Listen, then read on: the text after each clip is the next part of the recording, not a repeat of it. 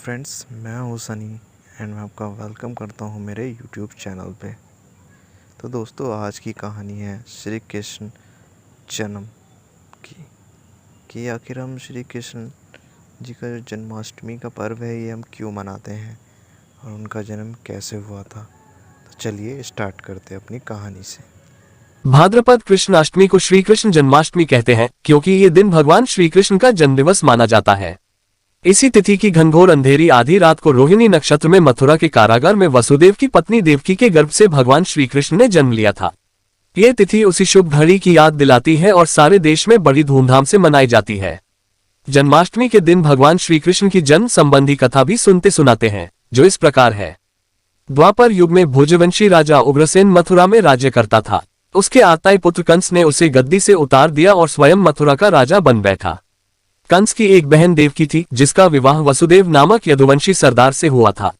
एक समय कंस अपनी बहन देवकी को उसकी ससुराल पहुंचाने जा रहा था। रास्ते में आकाशवाणी हुई, हे कंस, जिस देवकी को तू बड़े प्रेम से ले जा रहा है उसी में तेरा काल बसता है। इसी के गर्भ से उत्पन्न 8वां बालक तेरा वध करेगा। ये सुनकर कंस वसुदेव को मारने के लिए उद्यत हुआ। तब देवकी ने उससे विनयपूर्वक कहा, मेरे गर्भ से जो संतान होगी उसे मैं तुम्हारे सामने ला दूंगी। बहनोई को मारने से क्या लाभ है। कंस ने देवकी की बात मान ली और मथुरा वापस चला आया। उसने वसुदेव और देवकी को कारागृह में डाल दिया। वसुदेव देवकी के एक एक करके 7 बच्चे हुए और 7 को जन्म लेते ही कंस ने मार डाला। अब 8वां बच्चा होने वाला था। कारागार में उन पर कड़े पहरे बैठा दिए गए। उसी समय नंद की पत्नी यशोदा को भी बच्चा होने वाला था। उन्होंने वसुदेव देवकी के दुखी जीवन को देख 8वें बच्चे की रक्षा का उपाय रचा। जिस समय वसुदेव देवकी को पुत्र पैदा हुआ उसी समय संयोग से यशोदा के गर्भ से एक कन्या का जन्म हुआ, जो और कुछ नहीं सिर्फ माया थी। जिस कोठरी में देवकी वसुदेव कैद थे उसमें अचानक प्रकाश हुआ और उनके सामने शंख, चक्र, गदा, पद्म धारण किए चतुर्भुज भगवान प्रकट हुए। दोनों भगवान के चरणों में गिर पड़े।